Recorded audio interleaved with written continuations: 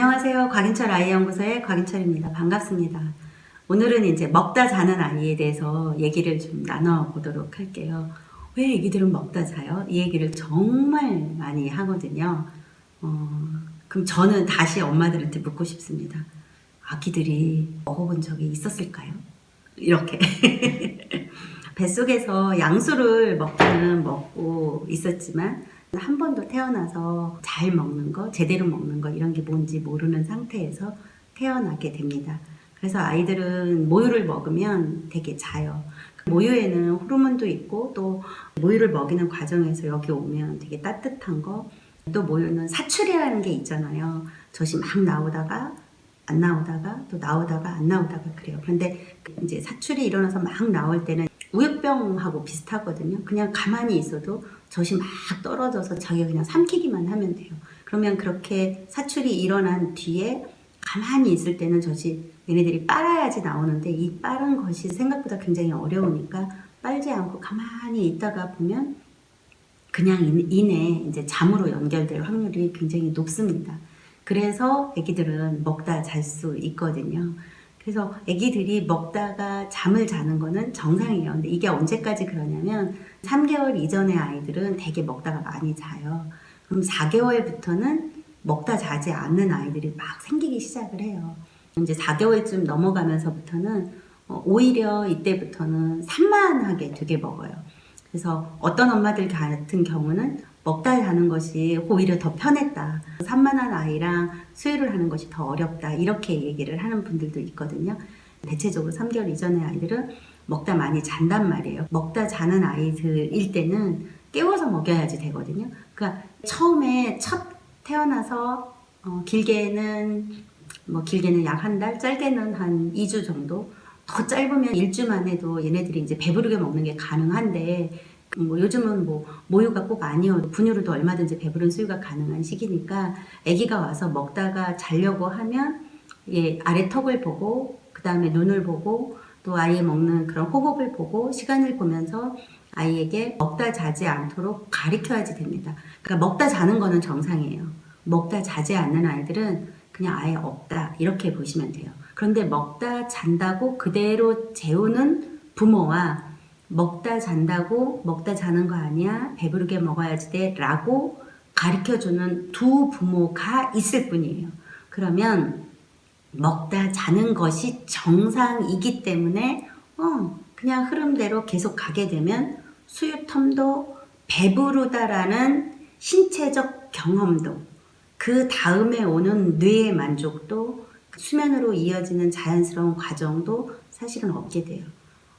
먹다가 그냥 잤던 애들은 나중에 졸리면 젖을 찾는 아이가 돼요. 그러니까 배가 고플 때 젖을 먹어야 되는데 배가 고프지 않음에도 불구하고 졸려요. 그러면 내가 젖을 먹다가 잠이 들었어.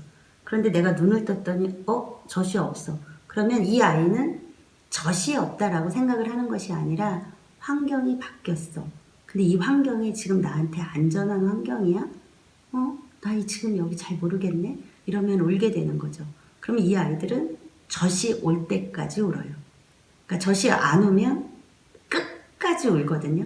그러면 엄마는 결국 어떻게 생각을 하냐면 얘는 배가 고팠던 아이야. 이렇게 아이의 언어를 착각할 수가 있어요. 그렇기 때문에 아이가 먹다 자는 건 정상인데 정상인 아이를 그냥 아이의 흐름대로 양육을 하는 것이 아니라 그 아이가 향후에 어떻게 성장할 것인지 수면하고는 어떻게 연결이 되고 배불렀을 때 인간이 경험하는 것이 도대체 무엇이고 그것이 왜 인간의 삶에서 그렇게 중요한지를 여러분들이 생각을 해서 아이에게 수유를 할 때는 모유를 먹든 분유를 먹든 마찬가지입니다.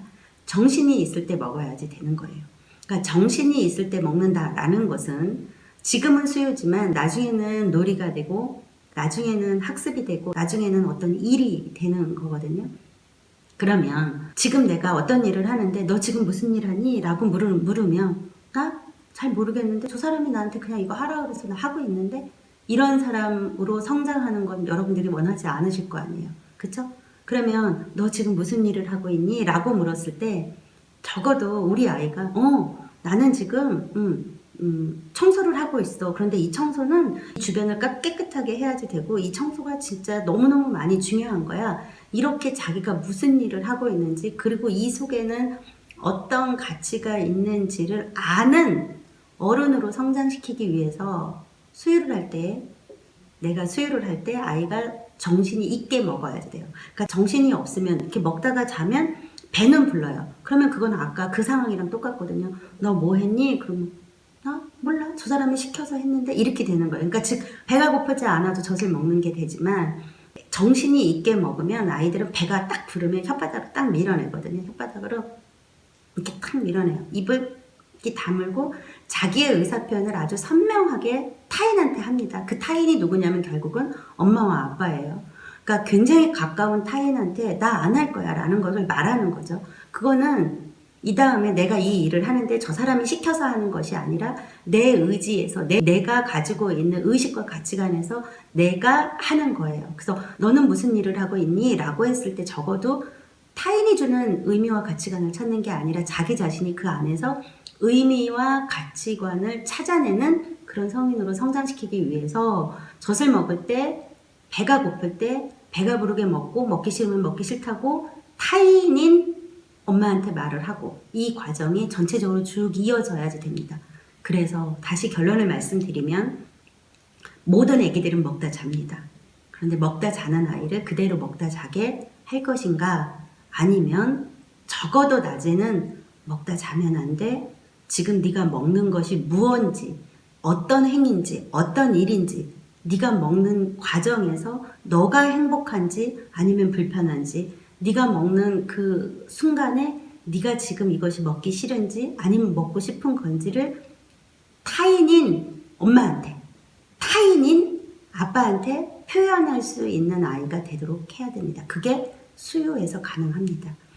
본능은 먹다 자는 거예요. 그런데 부모가 도와주는 거는 먹다 자면 안 돼.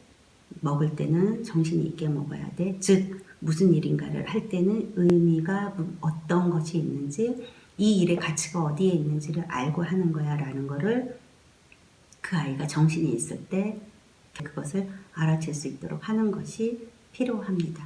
그래서 모든 아이들은 먹다 자지만 먹다 재우면 안 됩니다. 단 낮에만요.